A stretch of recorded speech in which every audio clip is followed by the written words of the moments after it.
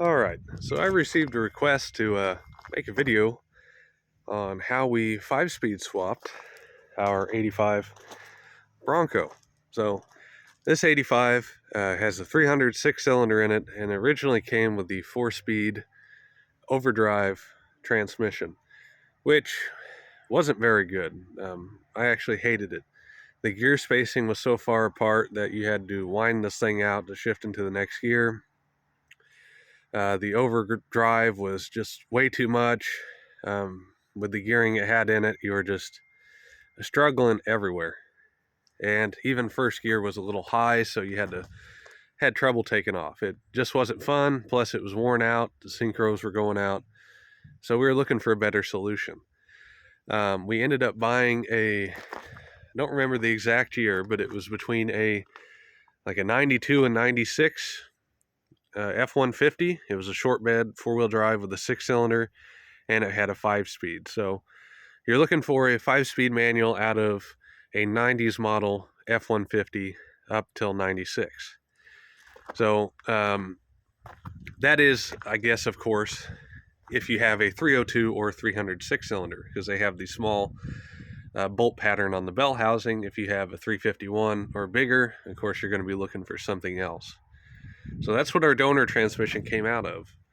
Now, let's get under here and take a look at what we did. It was a fairly simple swap.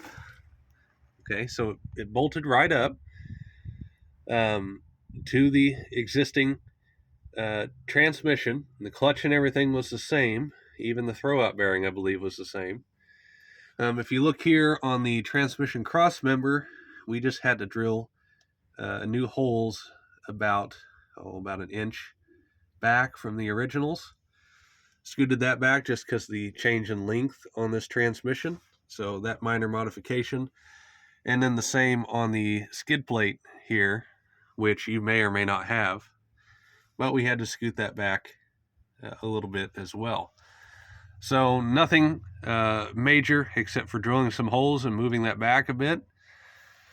Of course, in our case, our drive shaft then became too long, so that was probably the biggest hurdle we ran into. If I remember correctly, it did fit, but it left no room for compression if you were to compress the rear suspension.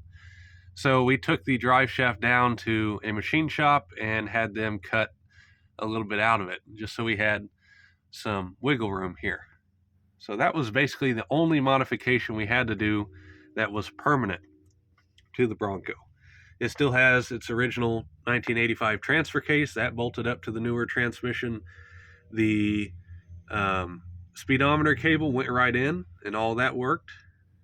So no issues there. It cleared the exhaust, everything else A-okay. Even the reverse light plug on the transmission, I believe, was the same. And if it isn't, the amount of wires is the same. You just got to cut the plug off of your donor transmissions, that vehicle's wiring harness, and then butt splice it into your harness. Front drive shaft was able to stretch out and fit. That, or I'm trying to remember, that may be an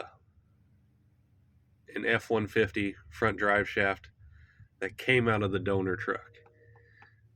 I don't remember now. It's been several years, so you might want to look into that. It would make sense if that needed to be a longer drive shaft if we had to shorten this one. So yeah, I think we had to grab that drive shaft from the donor truck as well.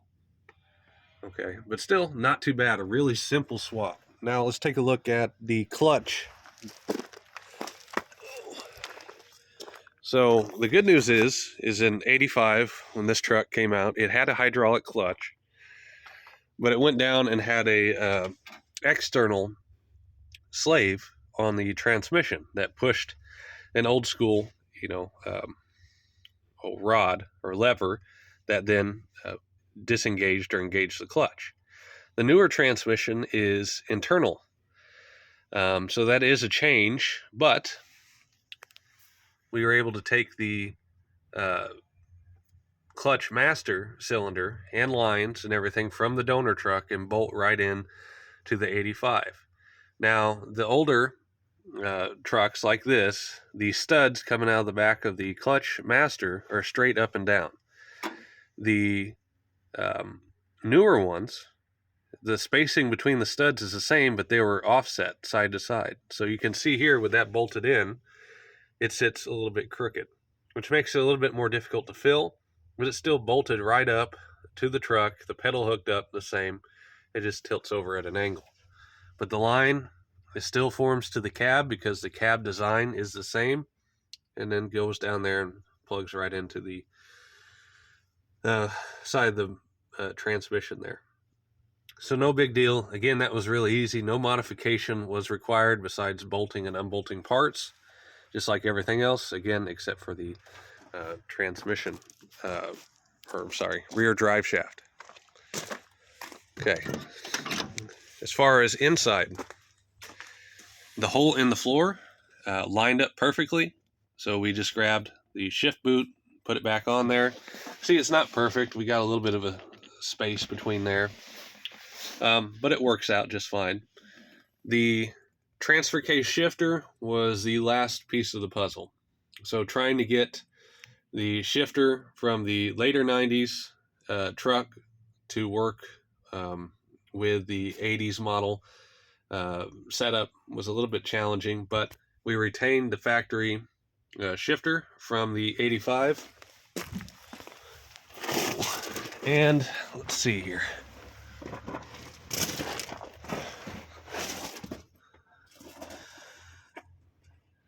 Okay, we basically took off the lockout bracket. So you see this boss right here where a bolt would go in. There used to be a bolt threaded in there and here that held a plate with notches in it. So you couldn't just grab the shifter and accidentally throw it in 4 low. But if we retained that and tried to use the shifter and moved it too far one direction and it wouldn't line up with the hole in the floor, we would have had to have cut that out. We didn't want to permanently modify that. So luckily I found that instead of bolting into the plate, if we take the plate off and then use one of the mounting holes and just bolt the shift arm into that, everything somehow lines up perfectly. So it fits through the boot in the floor, and then you look down here and the linkage works out and it still connects up with the transfer case. So the only downside to this, again, is that you lose the lockout. But as long as you're careful, you don't run into any issues. So you can see just sitting here, I can go from 4 low all the way to high. There's no pulling up or moving side to side to get it down into a lower gear. So as long as you remember that, you're okay. But yeah, it was probably the simplest transmission swap or adaptation I've ever done in my life. It was extremely simple and it was worth every penny. Now, we did find that it was more cost effective to buy a whole parts truck with a working transmission rather than just find a transmission. You know, these are kind of hard to find by themselves, and people want upwards of $1,000 for them. And then of course you have to source all the miscellaneous parts like the drive shaft or, you know, clutch master. So we found a whole truck that had a, you know, some other issue with it. I don't remember, but we got the whole thing with a working transmission, all the donor parts for $800, and we resold the rest of the parts, the rest of the truck when we were done for about the same amount of money. So we have nothing invested into this other than time, and it makes a huge difference on the drivability of this truck.